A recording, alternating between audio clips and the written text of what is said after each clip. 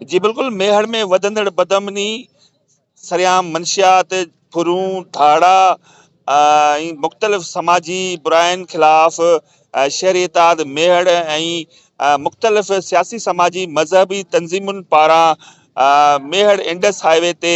धरणो हयो वियो आहे, टेंट हणी। ॿई तरफ़ जेको आहे सो हज़ारनि जी तादाद में गाॾी किलोमीटरनि ताईं बीह वियूं आहिनि ऐं हज़ारनि जे तादाद में सिविल सोसाइटी, वकील, डॉक्टर्स, मासूम ॿार, शागिर्द हिन धरणे में मौजूदु आहिनि ऐं हिन धरणे में जेको आहे सो वॾी तादाद में मेहर शहर जो हर कारोबारी दुकानदार माण्हू मौजूदु आहिनि। अचो त धरणे में मुख़्तलिफ़ तंज़ीमुनि जे अॻवाननि सां ॻाल्हि ॿोल कयूं था त हिननि जो छा चवणु आहे। सर, 10 ॾींहंनि खां वठी शहरी इतिहाद ऐं मुख़्तलिफ़ तंज़ीमुनि पारां शहर में मुज़ाहिरा ऐं अॼु वरी जेको आहे सो 10 ॾींहं ते धरणो हयो वियो आहे ऐं मुख़्तलिफ़ जेको टाइमनि खां वठी अमन जे लाइ, मेहर शहर जे अमन बहाल कराइण जे लाइ मुख़्तलिफ़ तंज़ीमूं जेको आहे जिदोजहद कनि पियूं ऐं तव्हां हिकिड़ा कानूनदान आहियो, वकील आहियो, तव्हांखे कीअं थो लॻे त मेहर शहर में लाक़ानूनियत, सरेआम जेको आहे फुरूं धाड़ा ही जेके थियनि पिया, इन जो आख़िरकार कंहिंखे जेको आहे सो अर्ज़ु रखिजे ऐं इन जो केरु नोटिस वठंदो? अस्सलाम वालेकुम साईं, तव्हांजी वॾी महिरबानी। असल में हिन जी ज़िम्मेदारी SSP जे मथां आहे। सॼी SSP दादू हिन जो ज़िम्मेदार आहे ऐं इन जी सॼी ज़िम्मेदारी असांजे SHO कंसर्ट जेके हूंदा आहिनि उहा आहे। ॾिसो, पुलिस खे कानून मिलियल आहे त तव्हां पुलिस कानून इम्प्लीमेंट कयो, लॉ एंड ऑर्डर जी सिचुएशन मेंटेन कयो, पर हिते पुलिस वारा पाण ई चोरनि ऐं फोरनि ऐं लुटेरनि सां मिलिया पिया आहिनि। ज़ाहिरी ॻाल्हि आहे, असां हीउ धरणो जेको उन्हनि जे ख़िलाफ़ु ई आयो आहे, उनजी पाण ई इन्वॉल्वमेंट आहे ॾोहनि में ऐं SSP पाण उन खां भतो थो वठे। SSP खे काफ़ी दफ़ा साॻ में बि एहतिजाज कयो आहे, 19 ॾींहं एहतिजाज कयोसीं, उन खां पोइ हिते ॾाढी पुरमन माहौल थी वियो, पर वरी साॻियो ई कुझु ॾोहारनि खे अरेस्ट कयो, उन ते SSP ॾमिरिजी पियो। SSP खे वरी पॉलिटिकल प्रेशर थो अचे, SSP उन जे चवण ते थी करे वरी ॾोहारनि खे छॾाए थो छॾे। सो हाणे असांजो मुतालबो इहो ई आहे त जेसिताईं SSP ट्रांसफर न थींदो ऐं मेहर शहर में अमन अमान न थींदो, तेसिताईं असां हितो कोन उथंदासीं। तव्हांखे अॻ में बि ख़बर हूंदी त काफ़ी माण्हू हिन में खुरदुरान हिते मेहर में मुआब आहिनि ऐं शदीद ज़ख़्मी बि कया विया आहिनि, पर अञा ताईं कंहिंजो को तदारक न थियो आहे। अलाए केतिरी फुरू थियूं, धाड़ा लॻा आहिनि, पर कंहिंखे का रिकवरी न मिली आहे। आख़िरकार इहे वञे काॾे थो? सभई लोकल हूं, सभिनी खे थोरी ख़बर आहे, हे सभु इन्वॉल्व आहे। असांजो एहतिजाज हिननि जे लाइ जारी रहंदो। मेहर शहर जे अमन जे लाइ अॼु असांखे 9 ॾींहं आहे हिन जदोजहद खे। 9 ॾींहं असां शहर जे अंदरि 1.5 किलोमीटर रोज़ मार्च करे इहो मुतालबो कंदा रहियासीं त मेहर शहर खे अमन अमान क़ाइमु कयो। अॼु असीं मजबूर थी करे समूरा शहरी, ही वकील, ही कारोबारी माण्हू, दुकानदार, सियासी समाजी माण्हू, अॼु असीं इंडस हाईवे बंदि कयो आहे। असांजो मुतालबो सिर्फ़ु इहो आहे त मेहर शहर समेत सॼे ज़िले में अमन क़ाइमु थिए। हिते हथ वठी करे मेहर शहर जो अमन तबाह कयो आहे। रोज़ फुरू आहिनि, रोज़ धाड़ा आहिनि, कोई कारोबारी माण्हू महफ़ूज़ न आहे। ॿार स्कूल वञनि था उहे महफ़ूज़ न आहिनि, दुकानदार आहिनि उहे महफ़ूज़ न आहिनि। हाणे त हद थी विया, सरेआम अची रोड ब्लॉक करे जदीद हथियारनि सां माण्हुनि खे 15 दुकान फुरनि था। असीं मुतालबो करियूं था त मेहर जो अमन बहाल कयो वञे ऐं असीं सिंध जे चीफ जस्टिस साहब सिंध खे गुज़ारिश करियूं था त दादू ज़िले जे अमन जो, मेहर शहर जे अमन जो पाण मुरादो नोटिस वठो। हिननि जेको नाल SSP विहारे छॾियो आहे, उन समूरे ज़िले जी पुलिस वीज़ा ते मोकिले छॾी आहे। थाणनि ते पथारियूं हलनि थियूं, मोबाइल में पुलिस वारो तव्हांखे नज़र न ईंदो, राति जो तव्हांखे पुलिस नज़र न ईंदी, कंहिं बि रोड ते तव्हांखे पुलिस नज़र न ईंदी। थाणनि ते पथारियूं हलनि थियूं, मंशिया जा अॾा हलनि था, फहाशी जा अॾा हलनि था। आइस हिननि हथ वठी करे सॼे शहर में आम करे छॾी आहे। नौजवान नस्ल आइस जे नशे में, घिटिन में फ़क़ीरनि वांगुरु दरपदर थींदो थो रहे। दादू ज़िले में जोही में धाड़ा आहिनि, वाही पांधी में धाड़ा आहिनि, दादू शहर में धाड़ा लॻनि था, केनशा में धाड़ा आहिनि। हिकिड़े ॾींहं में 4 धाड़ा फुरू लॻनि थियूं। हीउ मेहर शहर त 2 महीननि खां हिननि ते धाड़ेलनि हवाले करे छॾियो आहे। असीं आज सिंध खां पुछूं था त दादू जे अवाम तव्हांजो कहिड़ो गुनाह कयो आहे? ॻाल्हि इहा आहे त अमन अमान मेहर शहर जो तबाह लॻो पियो आहे। उन जे लाइ अमन अमान जी रैलियूं असां 9 ॾींहं लगातार मुसलसिल मेड़ शहरनि वारनि 9 ॾींहं एहतिजाजी रैली कढी ऐं उन खां पोइ असां उन्हनि खे टारगेट ॾिनोसीं त 10 ॾींहं ते असां एहतिजाजी रैली एहतिजाजी धरणो हणंदासीं मेड़ बाईपास ते जेको असां आयो आहे SSP पाण जेको आहे ॾुआरनि सां मिलियल आहे पुलिस उन्हनि जे ॾुआरनि सां मिलियल आहे हींअर को नुमाइंदो उन्हनि जो अचण लाइ तयारु कोन्हे को ॻाल्हाइण जे लाइ असां चऊं था त IG साहिब खां इहो था पुछो त आख़िरकार कहिड़ी रुकावट आहे जो मेड़ शहर में तव्हां अमुन नथा कराए सघो ऐं असां छा था घुरूं सिर्फ़ु अमुन था घुरूं प्रोटेक्ट था घुरूं तहफ़ुज़ था घुरूं उन जे लाइ असांजो धरणो जारी आहे ऐं जे न थियो त असां राति बि रहण जे लाइ तयारु आहियूं मुसलसिल रहंदो असांजो धरणो मान शहरनि जो हक़ आहे जेको शहरनि खां खसियो वियो आहे रोज़ को ॾींहुं ख़ाली न आहे रोड को ख़ाली न आहे शहर ॿाराड़ी शहर सिटी मेड़ ख़ाली न आहिनि जो उन में फुरूं ऐं वारदातूं 2-4 न थींदी हुजनि इहा सभु लाक़ानूनियत आहे ऐं बेहिसी आहे हुकुमराननि जी बल्कि ईअं चइजे त उहे हुकुमरान धुर मुलविस आहिनि इन ॾोहनि में जेकॾहिं हुकुमरान धुर जेकॾहिं ताक़त ऐं कुवत जो मुज़ाहिरो कनि ऐं अवाम जे भलाई जे लाइ जेकॾहिं सोचनि त शायदि ईअं ज़्यादती अवाम सां न थिए अवाम नास ईअं धणको न मरे ऐं उन्हनि खां फुरियूं चोरियूं वारदातियूं न थियनि हिकिड़ो घोरारू घोर करण वारो जेको 2-4 हज़ार या 2,000-3,000 कमाइण वारो उहो बि महफ़ूज़ न आहे घरनि वारा घरनि में महफ़ूज़ न आहिनि दुकानदार में महफ़ूज़ न आहिनि ऐं स्टोर मेडिकल वारा उहे हिते महफ़ूज़ न आहिनि आम माण्हू महफ़ूज़ न आहे बल्कि जेको घरां निकिरे थो त शायदि उनखे इहो ख़ौफ़ ऐं ख़तरो आहे त मतां मां सलामती सां वापसि न अचां इहे सभु ॻाल्हियूं हिन ॻाल्हि जी ॾस ॾियनि थियूं त अवाम उन्नास सां जेकी ज़्यादती आहे इहा हथ वठी इहा कराई थी वञे हरकत ऐं इहो कमु कराए थो वञे हुकुमरान धुर उन में मुलविस आहे जेको असांजो मुतालबो आहे असांजो हीउ धरणो इन जो मुतालबो करे थो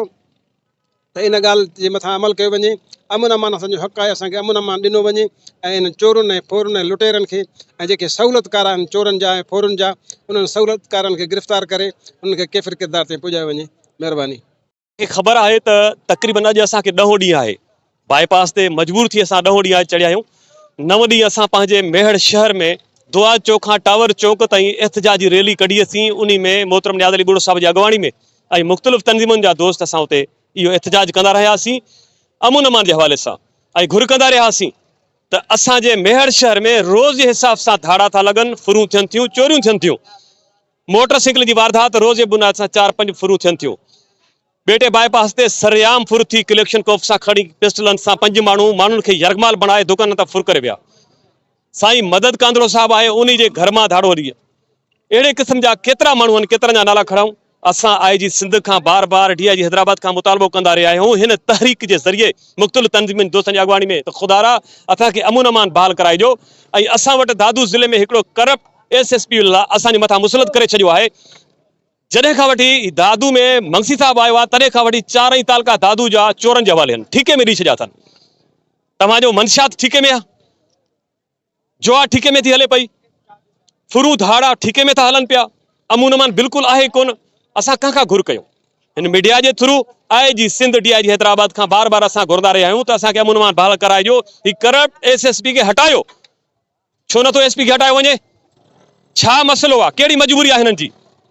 अवाम जो हक़ आहे मुतालबो कंदो रहे थो अवाम एहतिजाज कंदो रहे त वॾनि ऑफिसरनि जी ज़िम्मेवारी आहे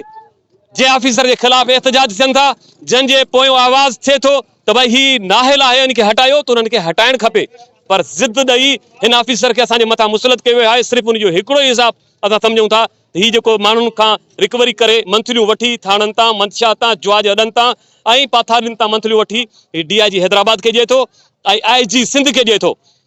उन जो हिकिड़ो ई इहो मतिलबु आहे असां सम्झूं था असां बार वरी IG सिंध खां मुतालबो कयूं था तव्हांखे सिंध जी कमान आहे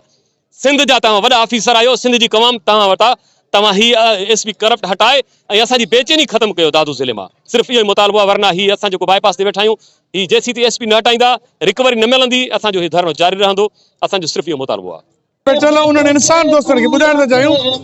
त मेयर जो अवाम निधण कोन आहे सभई सियासी समाजी तंज़ीमूं शहरी इतिहाद सभु हिकु आहिनि ऐं जेकी मुतालबा असांजा आहिनि जेकॾहिं उहे पूरा न कया इहे तहरीक 10 ॾींहंनि खां बाद में जिते धरणो अचे ऐं ईंदड़ लाइ मतिलबु जेको बि मीटिंग में जुड़ियो उन सां असां हलंदा रहंदासीं ॿी गुज़ारिश कंदो हलां SHO Mehar A section Waheed Panwar जंहिं 2-4 ॾींहं अॻु में कंहिं को बि जवाबु ॼाणाए कंहिं घर ते छापो थियो माण्हू जे लाइ, पर जॾहिं माण्हू वतन आया उन्हनि घर में कुकड़ियूं केरु पालींदो, नियाणियूं, उहे कुकड़ियूं खी, थर्मास खी ऐं पखा उहे पखा खी, ॿकरियूं इन्हनि कंहिंखे मोटाए ॾिनियूं। कुकड़ियूं DSP मेहर SHO वहीद पंवर उहो गिफ्ट तौर यारनि दोस्तनि सां मोकिलनि। इहो जेकॾहिं हेशर रहंदो त ॾोहारी खे ॾोहारी न कंदासीं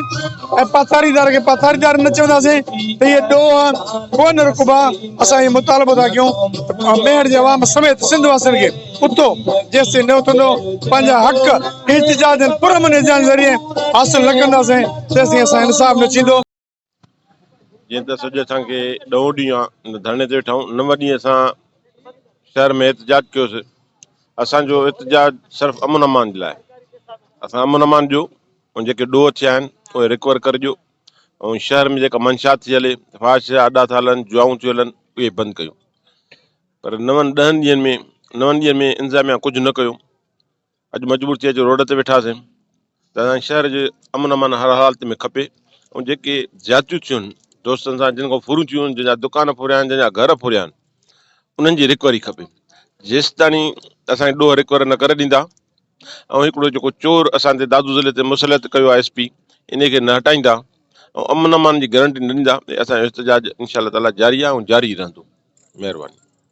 उरूज ते पहुचंदो पियो वञे ऐं SSP दादू जेका इन मामले जी नोटिस न पियो वठे। असीं 10 ॾींहंनि खां सिर्फ़ु एहतजाज आहियूं त मेहड़ में अमन अमान जी बहाली करायो। मेहड़ में फुरूं, धाड़ा, चोरियूं रोज़ जो मामूल बणियल आहिनि। हितां जा SHOs ऐं हितां दादू ज़िले जो जेको SP आहे उहो नाइल थी चुका आहिनि। शहरी सरापा एहतजाज आहिनि, मुसलसल पंहिंजो रद्दमल ॾेई चुका आहिनि, लेकिन SSP दादू जे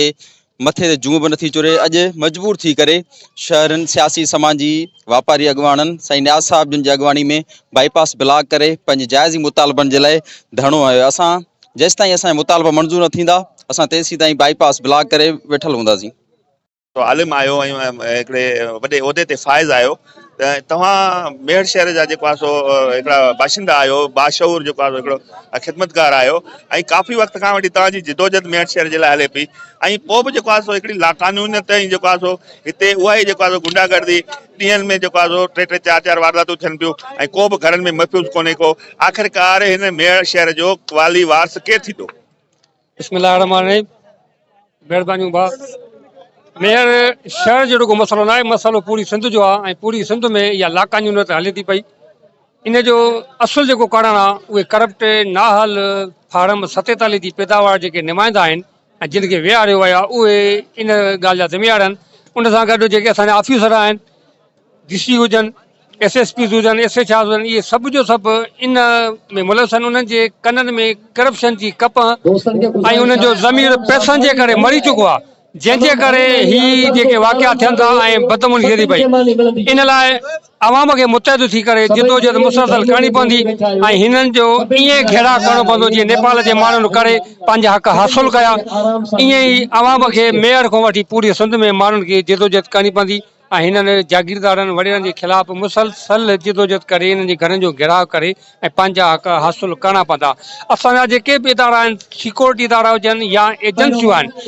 एजेंसियुनि खे ख़बर पए थी त कहिड़ो माण्हू किथे कहिड़ो कमु करे थो पियो, बाक़ी उन्हनि खे इहा ख़बर नथी पए त MP MLA केतिरा करप्ट आहिनि, SSP केतिरी रिश्वत रहंदा ऐं उहे माण्हुनि जो प्रोफाइल रखण जी कोशिशि कनि था, पर हिननि खे रोकण जी कोशिशि नथा कनि। इन ई चई सघिजे त हीअ पूरी रियासत जेका आहे सिस्टम जी ख़राबी ऐं रियासत ख़ुदि जेका बि आहे उहा करप्ट ऐं नाल थी चुकी आहे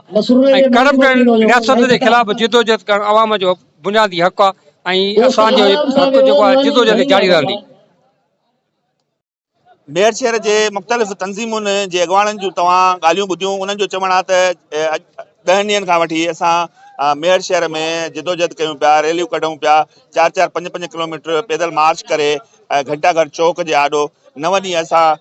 एहतजाजी मुज़ाहिरा कया आहिनि। अॼु 10 ॾींहं असां जेको आहे हिकिड़ो मजबूर थी ऐं कंहिं बि जेको आहे सो मेहर शहर में वाहप न थियणु रहंदो कंदो बदअमनी ऐं जेको आहे सो मंशियात ऐं मुख़्तलिफ़ जेको आहे समाजी बुरायूं वधी वञण जे करे असांजो इंडस हाईवे ते जेको आहे सो धरणो वियो आहे।